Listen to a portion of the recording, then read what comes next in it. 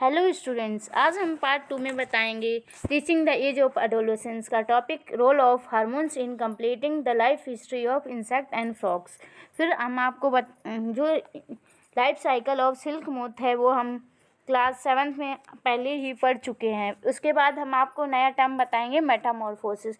यहाँ पे आप लोग देख सकते हैं जो मेटामॉर्फोसिस होता है वो लार्वल स्टेज से अडल्ट स्टेज में चेंजेस करते हैं, उसी को हम मेटामॉर्फोसिस कहते हैं। जो मेटामॉर्फोसिस होता है वो इंसेक्ट को कंट्रोल करता है, किससे? इंसेक्ट हार्मोन से करता है। जो फ्रॉग होता है वो कंट्रोल करता है किससे? थायरॉक्सिन से, जो कि किसमें हार्मोन होता है और जो प्रोड्यूस करता है थायराइड में। फिर हम आपको बताएंगे कि किसके प्रेजेंस में होता है। जो थायरॉक्सिन होता है वो प्रोड्यूस करता है आयोडीन और वाटर।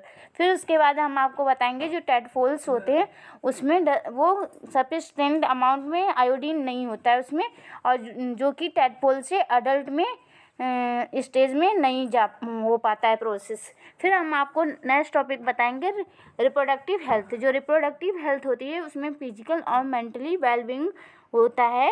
वो उसमें क्या होता है, एक स्टेट पे हमें क्या एक बैलेंस डाइट की नीड होती है। जैसे कि हमने पर्सनल हाइजीन होना चाहिए, एडिक्यूट फिजिकल एक्सरसाइजेस होनी चाहिए। जैसे कि एडोलेसेंस में हम आपको बताएंगे असेंशियल, हमारी बॉडी को असेंशियल अमाउंट में न्यूट्रिएंट्स चाहिए और बैलेंस डाइट चाहिए। फिर हम आपको बताते हैं हमारा नेक्स्ट टॉपिक है सब topic nutritional need of adolescent, जो कि एडोलेसेंस का एक टाइम रैपिड ग्रोथ फेस होता है जो कि एडोलेसेंस कहलाता है। उसमें हमारी बॉडी में बहुत सारे चेंजेस होते हैं। जैसे कि हमारा एक बहुत केयरफुल डाइट्स प्लान की जाती है, बैलेंस डाइट एडोलेसेंट पीरियड में। जैसे कि हमारा जो बैलेंस डाइट होता है वो मील इंक्लूडेड प्रोटीन कार्बोहाइड्रेट, यहाँ पे आप लोग देख सकते हैं protein carbohydrate vitamins minerals fats एक एडिक्यूट अमाउंट में और पोर्शन में चाहिए होता है। जैसे हमारी इंडियन मील्स में आता है रोटी राइस दाल पल्सेस, और जो वेजिटेबल्स होते हैं वो ये सब हमारी बैलेंस मील में आते हैं। जो मिल्क होता है वो एक तरह का बैलेंस डाइट फूड होता है, जो कि फ्रूट्स होते हैं वो प्रोवाइड करते हैं हमारी बॉडी को नरिशमेंट।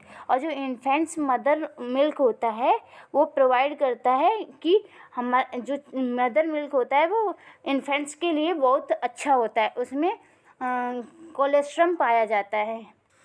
जैसे कि आयरन बिल्ड करता है हमारी बॉडी में ब्लड्स को, और आयरन रिच फूड होता है। जैसे कि फॉर एग्जांपल लीव वेजिटेबल्स हो गए, जैगरी हो गया, मीट हो गया, सिट्रस हो गया, और जो इंडिया में होता है वो गूसबेरी होता है जिसको हम आंवला भी बोलते हैं। जैसे कि वो गुड किसके लिए होता है? एडोलेसेंट के लिए होता है। फिर हम आपको बताते हैं कि जो चिप्स के पैकेट्स होते हैं और थिन स्नैक्स होते हैं वो बहुत टेस्टी होते हैं, लेकिन नेवर रिप्लेस आर रेगुलर मील। उन्हें रेगुलर मील्स में नहीं लेना चाहिए। क्यों? क्योंकि उनमें एडिक्यूट अमाउंट में न्यूट्रिशनल वैल्यू प्रेजेंट नहीं होती है।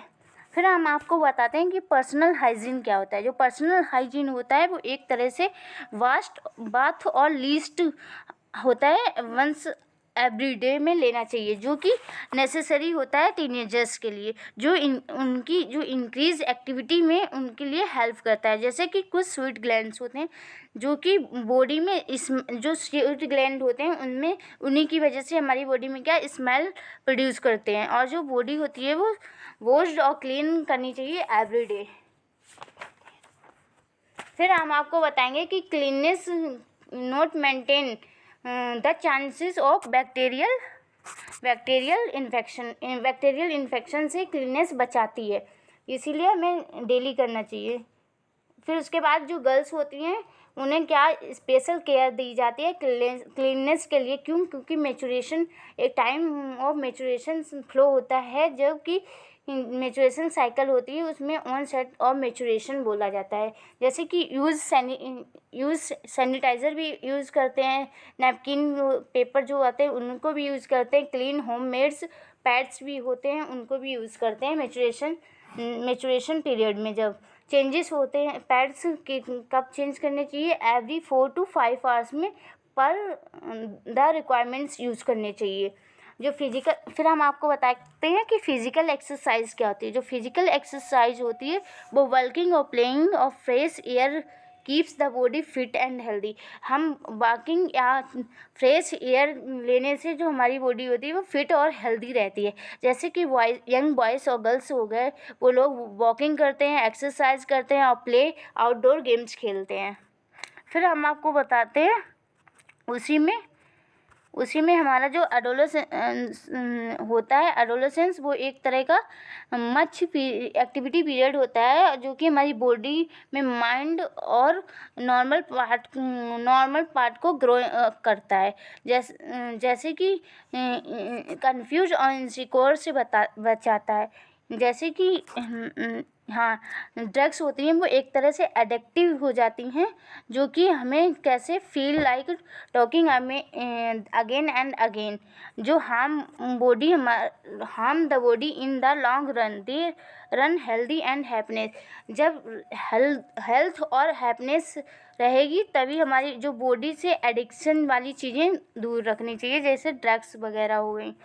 जो एड्स होती है वो एक तरह से डेंजरस वायरस डिसीज़ होती है, जैसे कि HIV। जो HIV होता है उसका human immuno defensive virus full form होता है, जो वायरस कोज्ड डिसीज़ होती है। जैसे कि नॉर्मल पर्सन इन्फेक्टेड होता है और वो एक पर्सन से दूसरे पर्सन से शेयर हो जाती है, जैसे कि सिरिंजेस फॉर इंजेक्टिंग ड्रग्स होती है। फिर उसके बाद हम आपको ये ट्रांसमिट कर जाती है इन्फेंट से फ्रॉम। अगर किसी इन्फेंट बच्चे मदर को है तो इन्फेक्ट मिल्क के थ्रू बच्चे को भी ट्रांसफ़र कर जाएगी। वो वायरस डिसीज़ होती है एड्स, इसीलिए ट्रांसमिट कर जाएगी, जो कि सेक्सुअल कॉन्टैक्ट से भी इन्फेक्टेड होती है। ये आज के लेक्चर में हम आपको यही बताएंगे। Thank you.